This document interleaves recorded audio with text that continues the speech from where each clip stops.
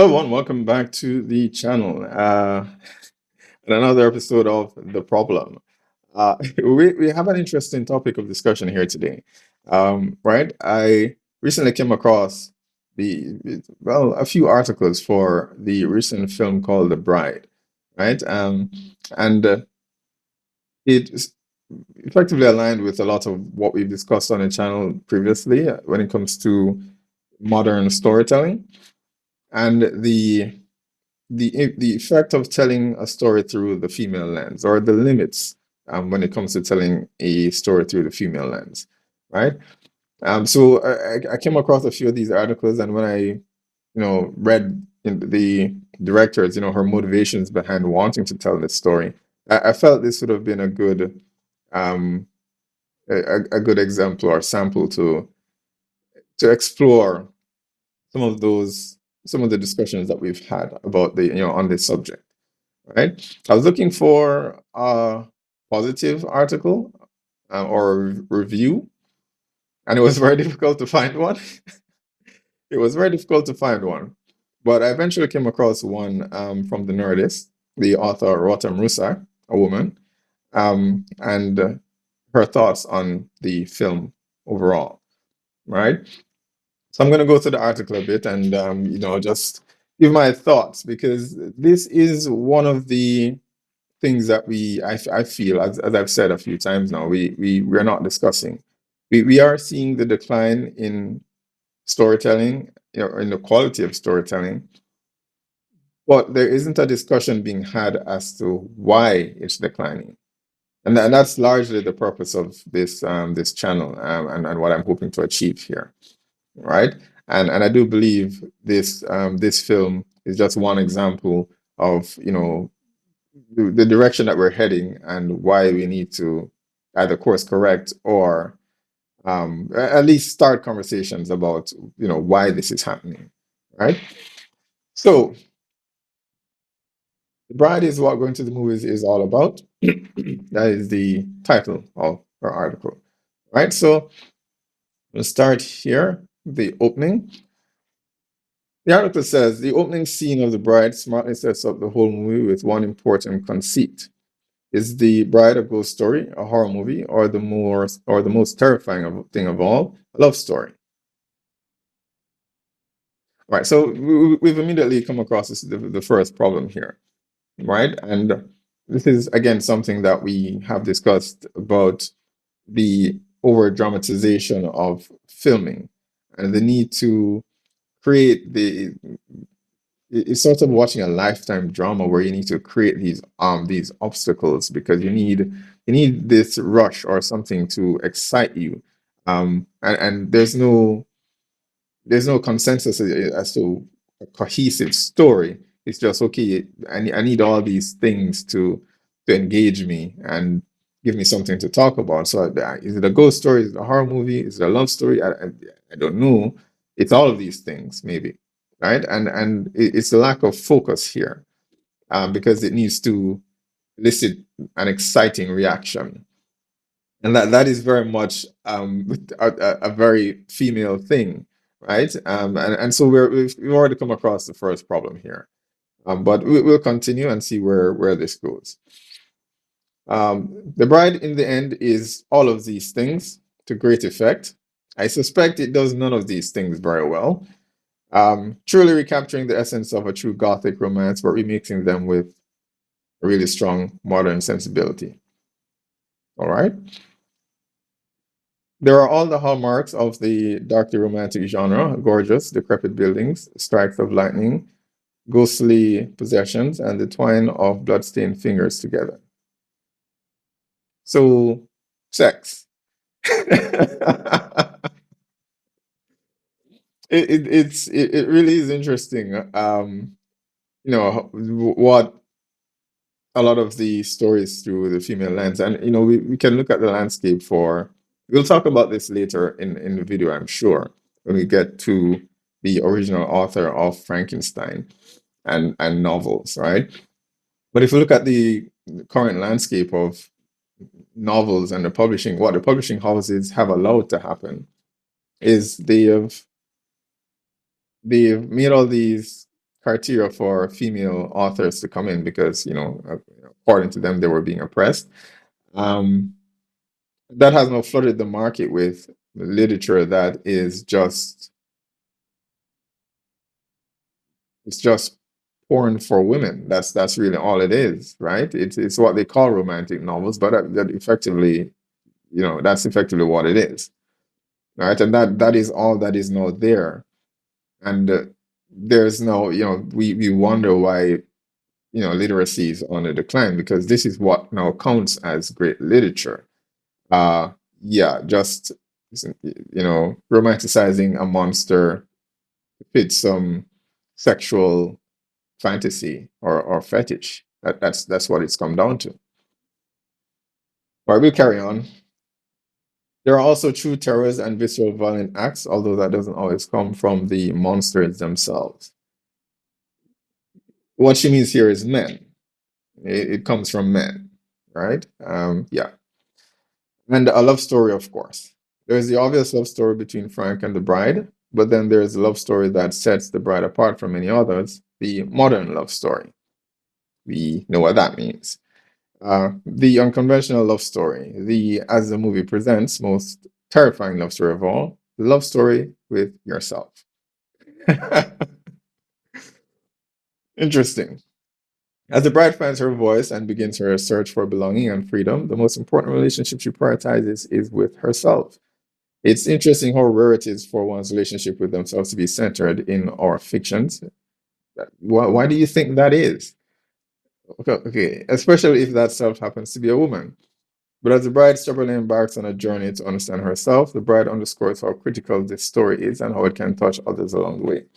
All right, so that's the hallmark of bad writing here, right? When it comes to writing, she references self several times here. If we harken back to literature of old and the origins for a lot of what authors today have drawn inspiration from, right? Things like King Arthur, right? Or even before that. It all begins with the hero's journey, right? Effectively, all of them. It's a story about the hero's journey because, in effect, humans as a species, that is how it all starts. It's someone having the courage to to go into the wilderness or go in, sail onto the seas without fear that you will fall off a map, because we at the time we thought the world was flat. But it's someone having the courage to go there, but not doing it for selfish reasons.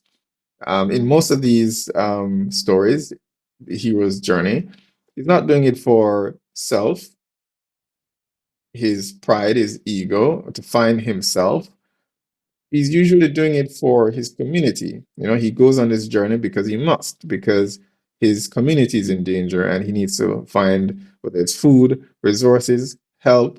They need to expand so that they can move to a safer environment or where there is more, food and so on.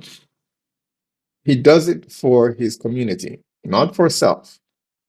So this already starts on one of the issues that we have with modern storytelling, and again, particularly stories told through the female lens, because when you present this product in front of the audience, what you end up doing is selling your own personal conviction and activism, and victimhood. That is what she's selling here, right? There's nothing here. There's no. Typically, when we tell stories, it's in an attempt to elevate certain moral characteristics that we find that has been tradition, and we want to carry that on forward. So things like bravery, selflessness, and honor, right? These are things that we want the next generation to take important lessons from. And so that's why we tell these stories, right? And I say often on this channel, we in the West do not recognize the importance of our stories, and that's why the West is in decline. If you look to the east, civilizations that are much older, like China and so on, and even those in the Middle East, recognize the importance of their history and the story and preserving those things because there are lessons to be taken from them, and that's their entire identity. And in the West, we allow ours to be tarnished by stories like this that is just about self, and nothing else, just victimhood on display, right? But let's carry on. Perhaps there's something more relevant here, right?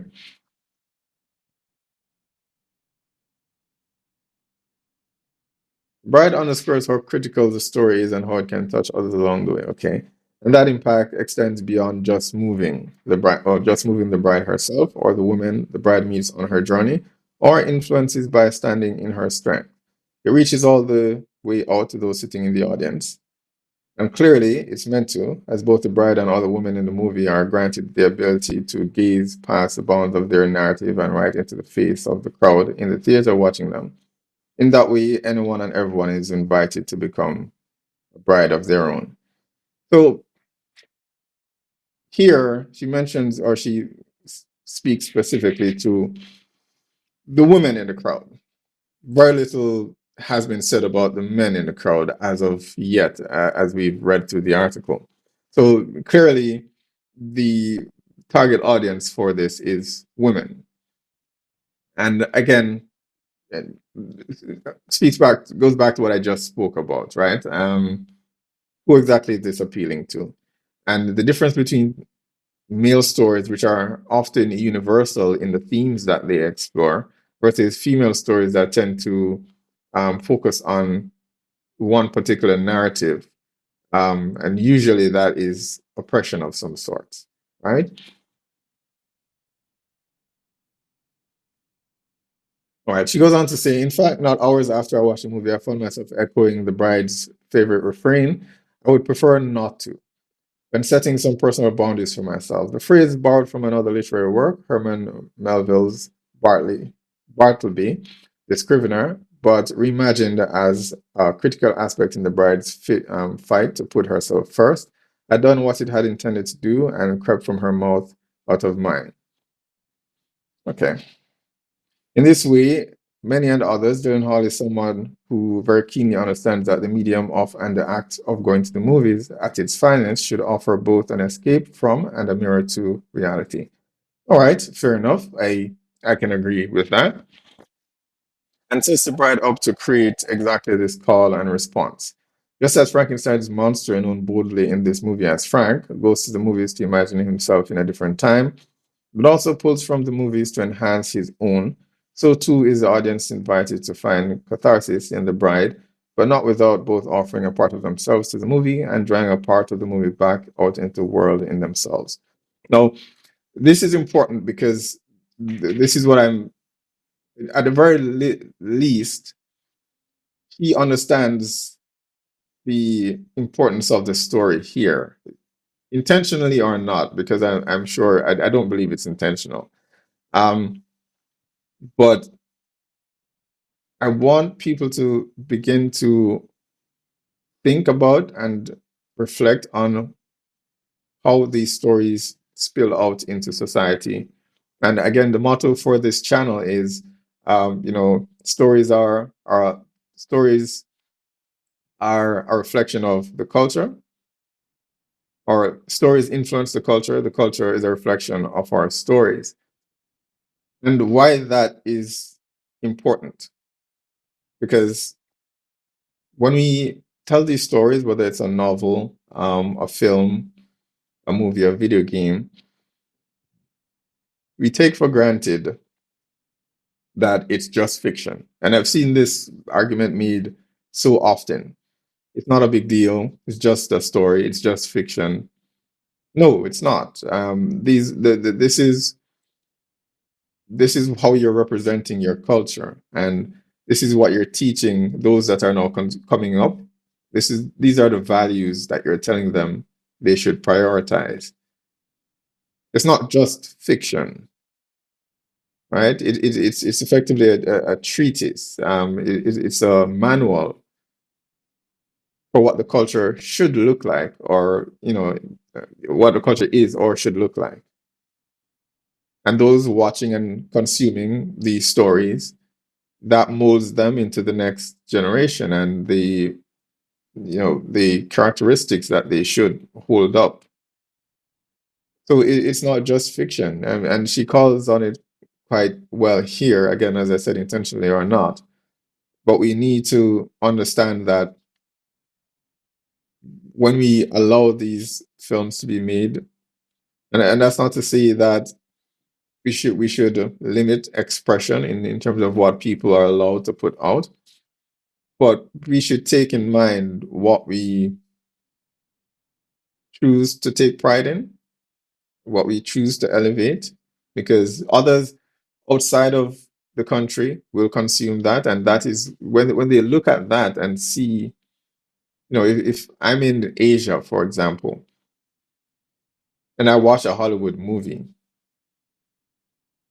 right? I've never traveled to the US before, but when I watch a Hollywood movie, that is my first exposure to what American culture is,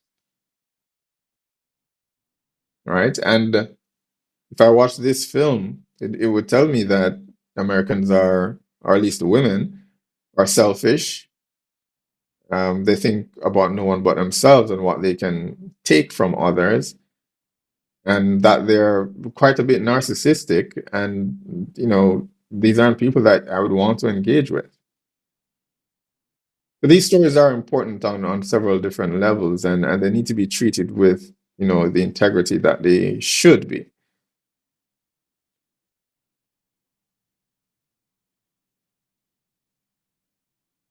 All right, let's carry on. The Bride offers both a romantic fantasy to lose oneself in, and a critical commentary on our own daily experiences that feel inescapably thought-provoking. It's a powerful movie-going experience. All right. Additionally, it's clear that The Bride is a movie carefully crafted by a person who loves movies. That could be true. Maggie Gyllenhaal paints her vision in bold, lush strokes that never pulls a punch, but always deliver it in the most aesthetically satisfying and narratively fascinating way. The movie's twists and turns, landing with precision and smoothness. All of this marries with the delicious aesthetic of the movie, a specific energy that touches everything from the bride's chemically stained lips to its new take on a monster-making laboratory to its stop-offs in gorgeous abandoned places, grungy clubs, upper crust soirees, and of course, all kinds of 1930s-esque movie theaters. All right, so one of the things that I suppose we can give the film credit for is the aesthetic that it has painted, right? From everything that I have seen, I think that is something worth, at the very least, worth praising. But i- is that enough? It seems to have prioritized, and I hate to keep pulling from these obvious patterns, right? But it's akin to putting on makeup, right? You put on all these things on your face, and filters and whatever the case might be. At face value, it looks good, but it's what's underneath that really is most important. And I can think of nothing that better reflects what this film is presenting. It's an Instagram filter. That's just what it feels like. Anyway, carry on. It's also worth noting that never have I seen a camera love an actor the way the camera loves Jessie Buckley in The Bride. Well, Jessie Buckley, she's an actress who I've enjoyed in most things I've seen her in. She does appear to choose some very quirky roles, which suits her well, actually. So I'm not complaining there. So I'm sure she did what she could with the script she was given. So nothing on the actress here. Gyllenhaal transformed the actress' already powerful presence into a sublime supernatural being that, like all of us, in some parts monster, some parts divine, and Buckley truly shines in her three different roles. Okay. The bride, Buckley takes on the bride's human form, Ida, and Mary Shelley herself, who sometimes guides. Bride in her mind and sometimes steps into the bride to offer some unsaid thoughts of her own to the world. For each character, Buckley dons a different accent and different mannerisms, and each is quite distinct. It's a tall order, and Buckley pulls it off to perfection. As the bride, Buckley also manages to be both incredibly otherworldly and harrowingly vulnerable in the most human of ways. The delivery of these combined elements really transfigures the bride into a character that leaps off the screen, fully realized and finished from every angle. Fair enough. Meanwhile, Christian Bale does Frankenstein's monster, Frank, full justice. Why the choice of the word Frank? I read it initially at the very start, but the more I go on, again, it comes back to the whole idea of, you know, deconstructing the character, or deconstructing the male character, because that always seems to be a particular trend in Hollywood now. And I mean, the name Frankenstein, it's interesting because I don't know, perhaps we'll touch on it again later on as we get towards the end of this review. But a lot of people believe that Mary Shelley created the name. She didn't. Frankenstein's castle had already existed for centuries before that. Um, and we'll get to that a bit later, but she's now effectively taken the name this director has taken the name and okay, we'll just call it Frank, which just modernizes it, because it feels out of place in that era to just say, okay, I'm just going to call him Frank. But again, it just speaks to this idea that the male character can't be fully recognized. He has to be, he has to be deconstructed and reflected in this particular manner through the female lens. It has to be changed to fit that narrative, her narrative. Um, it's just a bit unfortunate.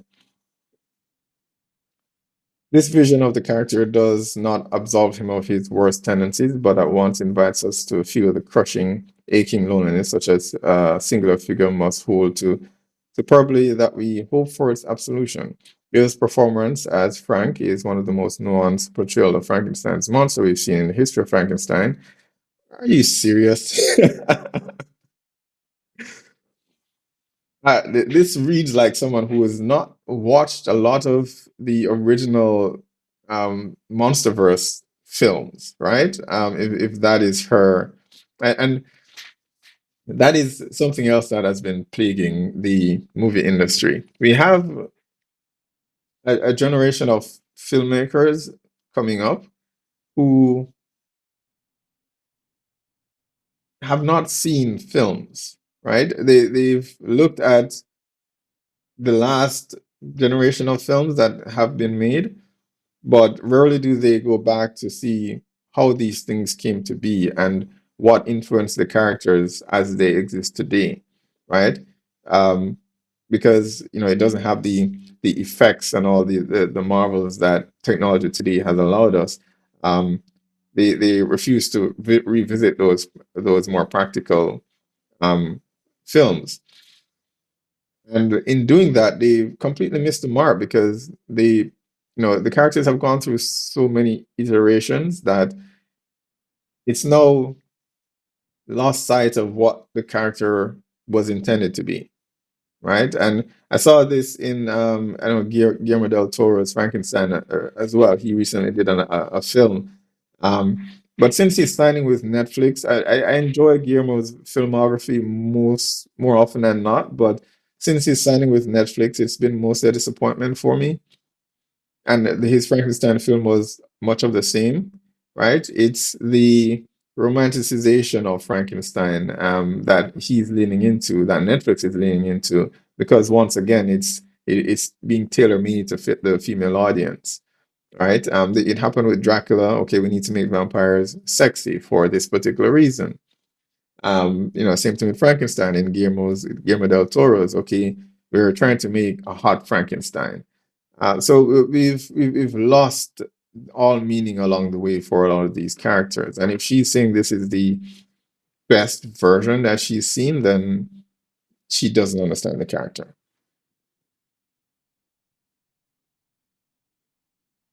As with the bride, the vulnerability of Frank, the innocence that kisses him despite his monstrous form and his true desire for connection and love, sometimes in the saddest of ways, truly resonates. To me, Frank's one-sided imagined relationship with movie star Ronnie Reed, played by Jake Gyllenhaal, is one of the most heartbreaking elements of the movie. Bill so skillfully pulls it off. He reveals to viewers the depth of what Reed means to Frank in a whole pure way. At times, giggling giddily to see him on the big screen, at others clutching a newspaper, clipping with Reed's face on it like a security blanket. And it touches us even as the audience knows that meaning doesn't really exist. Okay, what is this saying? Is this saying that they're implying some sort of romantic relationship with Frankenstein and this Ronnie Reed character? And it wouldn't surprise me. I mean, again, when these stories often are told through a female lens, it's this idea that they need to um, disparage tradition and what traditionally works, these rules that have served humanity for all of human existence. And the first element of that is, yeah, let's disparage the lore or of this character or the nature of this character by saying that he's fascinated with a man. And it's why a lot of these stories that women consume, it's a lot of gay romance and fan fiction and stuff like that, because it's this rhetoric that feminism has really been pushing, that we need to discard traditional roles. And the first step in doing that is to embrace this degenerate behavior that, okay, this is now the norm and we need to normalize this, so that the expectations placed on women is no longer what the norm should be, in terms of family and romance and so on. So it's again, it comes down to the whole obsession with deconstruction, and avoidance of accountability or responsibility that many of these female authors tend to push in their stories.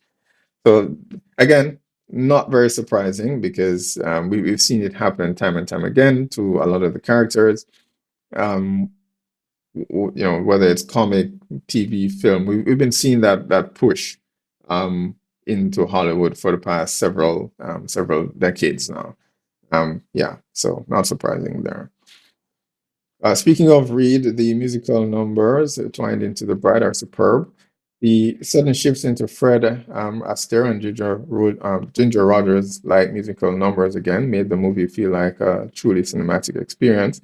The dancing scenes are fun and free and make total sense in a movie that is all about searching for freedom. Freedom, yeah.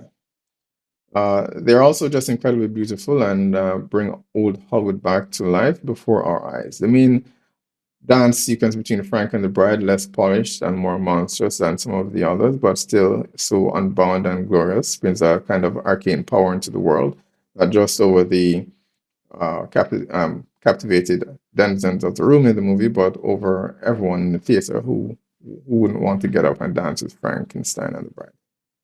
All right, the musical number sounds interesting. While the parts of the movie with the bride and Frank were utterly compelling, the mob subplot in The Bride felt a touch underdeveloped. Okay, so she actually has some criticism of the movie. Almost an afterthought, though it helped tie the core narratives together. Penelope Cruz and Peter Sarsgaard were still very good in their roles, And I very much enjoyed Cruz's turn as Myrna Mallow, a sharp lady detective. Oh, yeah, yeah.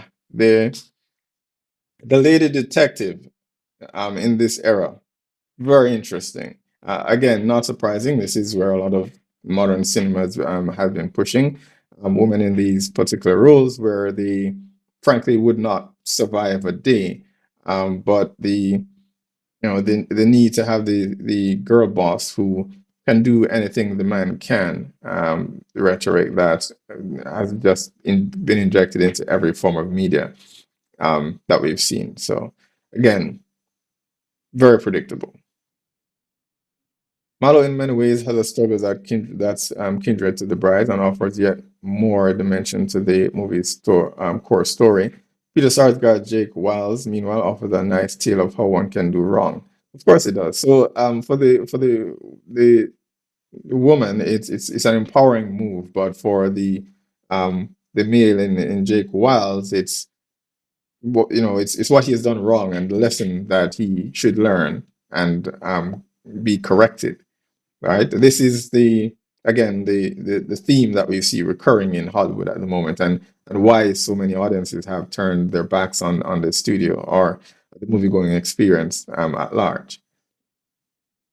But ultimately, I felt the mob detective plot could have been developed either more or less where it ended up, though was a bit shy of impactful.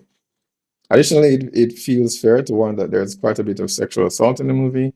Maggie Gyllenhaal has spoken about its inclusion in film in such distressing ways and shared why she deemed it necessary. I respect the purpose and the thoughtfulness behind the decision, but for me, it was still a little difficult to stomach at times. All right, so another issue with modern storytelling, and particularly storytelling through the female lens, and why it's difficult for these to either be relevant or resonate with the audience or even succeed.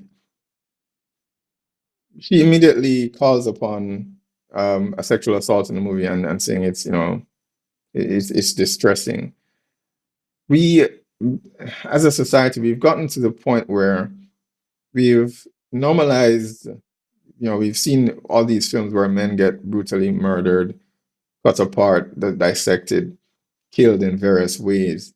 But for some reason, when it comes to something that is even not as extreme, because I don't see on what levels you can consider sexual assault more extreme than someone dying or being killed in a brutal way.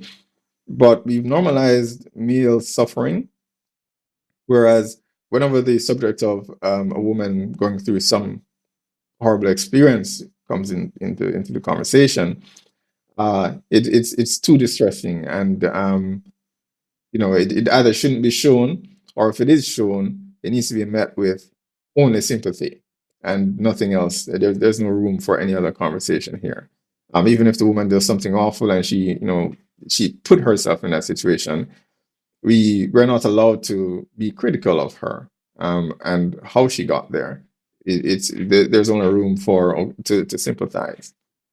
And it speaks to, again, some of the limits of female storytelling, because women often do not have the willpower to cross boundaries. And again, as I said, the female mind and the male mind are very distinct in that way, in what men are reckless and prone to push boundaries, and that is what pushes innovation and technology.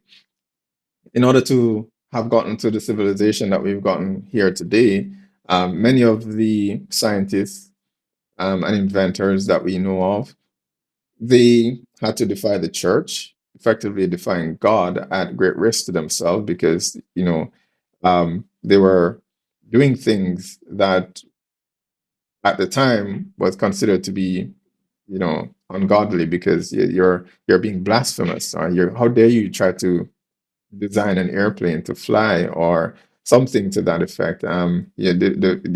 Construct this machine to do something only God should construct. And these men at great risk would push these boundaries, knowing full well that if they were discovered, they could be killed for doing satanic rituals or whatever the case is. But you have to be willing to push boundaries. You have to be willing to offend to tell a good story, or to engineer, or you can't put yourself on with shackle yourself with these constraints. And the female response to it as well. It's not just, the demands of including it in the film. I could perhaps give Maggie credit for including it, if not for her response here, in that it has to be received in a particular way. So you're being told how you should react to it. And the person reviewing the film here as well, her response to that again just shows the difference between, how a man reacts to certain things, or put in terms of pushing boundaries, and how a woman would.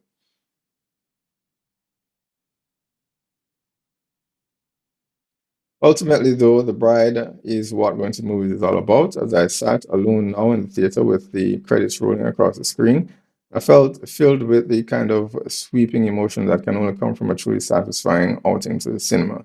The Bride had touched me, and I was just the first of many. It certainly didn't hurt that the Monster Mash played to see the movie out, sung all about the beauty of relishing in your monstrosity, dancing in your weirdness, and embracing a good time. It was one it was one last grace note from Maggie Gyllenhaal. All right, so that was the review for The Bride. All right, so she didn't go into the author, Mary Shelley, and her experiences in writing this novel. I thought she would have, and I know the film goes into that in a bit detail. So I was hoping the review would have touched on it, because I had some thoughts on that. Um, But I've given my thoughts on the overall review already. But I want to speak now a bit more broadly in terms of the female voice in film and TV, and storytelling overall.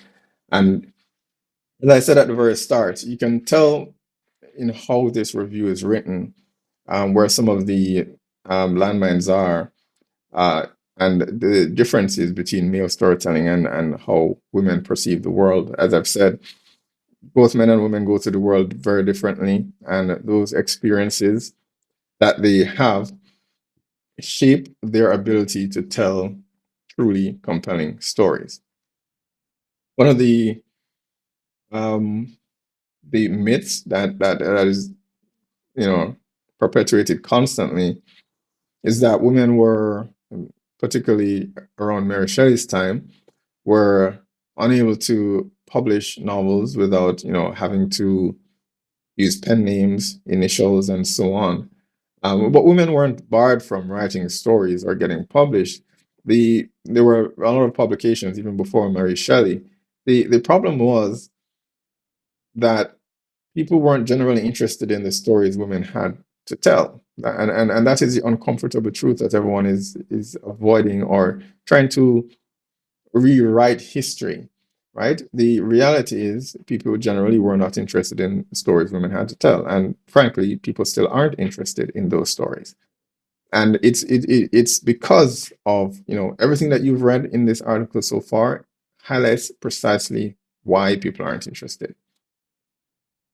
Now, for Mary Shelley and the Frankenstein novel, the story came about, right? Some experiments by Luigi Galvanis, I believe his name was, who was doing experiments on animal parts using electric shock to sort of reanimate them, right? And this was happening around Frankenstein Castle, right? A lot of people think that she actually came up with the name. She really didn't. Um, she merely observed the experiments that were happening around the time, and she sort of added some fiction to that, and presented Frankenstein. Right, so it's not to discredit her, but to highlight the fact that this film, this director made this film in an attempt to be critical of the patriarchy, ignoring the fact that the very woman who wrote the Frankenstein novels base this on other men's work, right? That is how she managed to do this. She took inspiration from what men were doing, in order to present this story. So it's quite ironic, to see how this is being unfolded, or how it's being interpreted, particularly by women watching the movie. And that is their takeaway, that this woman was being oppressed, and so on. And I suspect that there's no mention in the movie that, where the origin of Frankenstein, the Frankenstein story, or how that came about. I'm gonna assume that was left out of the film. So as I've said,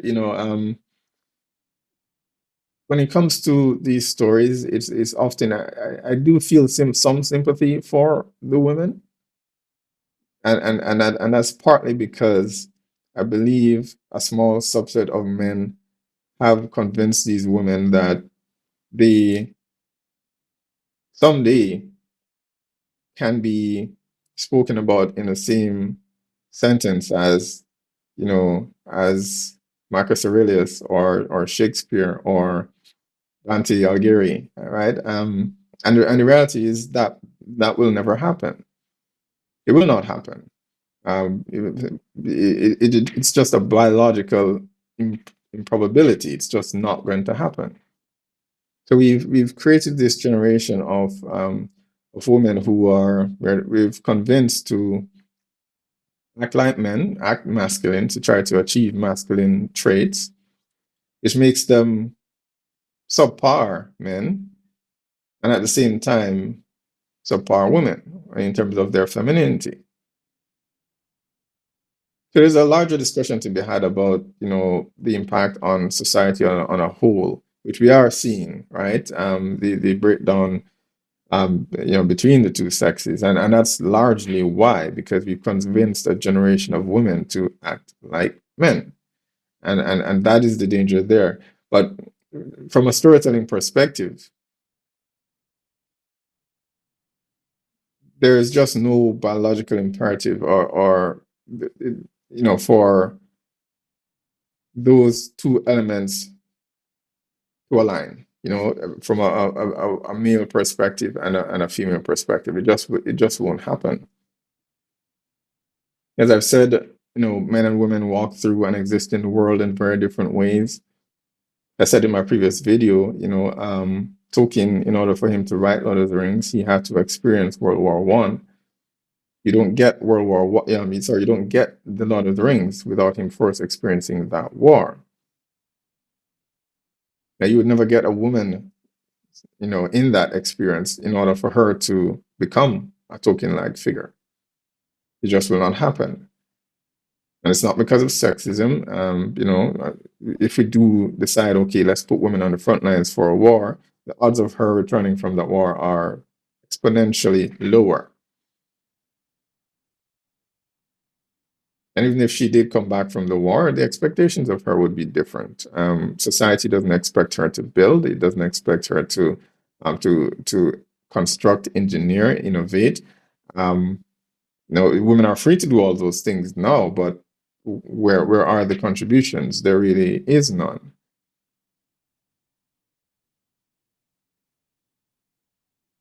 So it's those stories that allow men to tell, or sorry, it's those characteristics that allow men to tell these stories. Male authors are able to write about bravery because the male experience forces them to brave the unknown. Men have to run into a fire to save the women and children. They have to be brave enough to stay behind on a ship, on a sinking ship, and allow the women and children to be saved. They have to sail into the wilderness to charter the world, not knowing whether they'll survive the return. You have to experience, well, first you have to experience fear and acknowledge it and overcome it to achieve bravery, and then you're able to write about it. You have to survive the experience, and nature has equipped men to survive the experience. It has given them denser bones, larger lung capacity, muscles, and all these things to go out into the wilderness, survive, overcome those fears, come back, and then write your story. It's the same with science fiction. Men engineer and innovate and build and construct society. And so it's easier for men to then think beyond the present and about the future and write science fiction because their brain, the male brain is more wired towards utility, right? And so we thrive in writing those or more effectively than a woman would be. So that is the reason why female stories tend to struggle. It's strictly biological. It's not because of oppression. It's simply a biological imperative. Both male and women, male and female, men and women do not think the same. And so we cannot write the same. So the bride, it's so far from what we've seen, it's not performing particularly well at the box office. The majority of the reviews seem to either be mixed or bad. And I think this is just yet another lesson in where modern Hollywood is and where it will continue to decline if there's no course correction. And I believe it's too late, right? I don't believe we will ever be able to get back to peak cinema. I think cinema will become much like art houses or opera houses where it's just going to be for a select few. It won't ever disappear completely.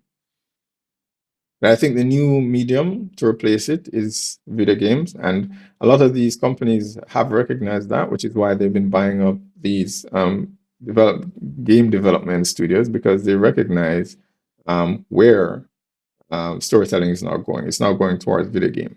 But unfortunately, they've now migrated a lot of the problems that existed in Hollywood into video games with the feminization of these characters or deconstructing masculinity and all of these talking points that we've heard. They've now migrated a lot of those problems into video games. I know that is going to suffer.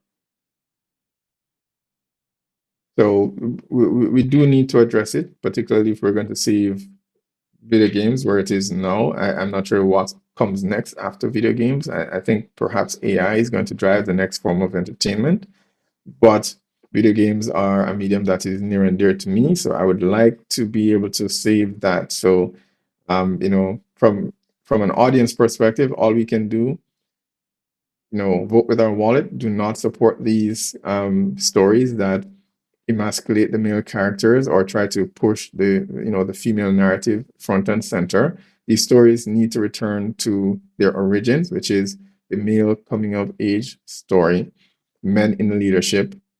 That we need to return to that because that is the only way we're going to save our stories.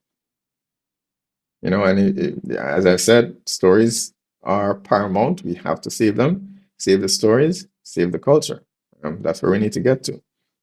We need, I've said countless times to my viewers here, start writing. Pick up a pen, a piece of paper, start writing. There are countless inspirations that you can pull from. You need to start writing stories, right? You need to start writing stories. So that's my recommendation. All right, that's it. Thank you for stopping by, guys, and I will see you next time.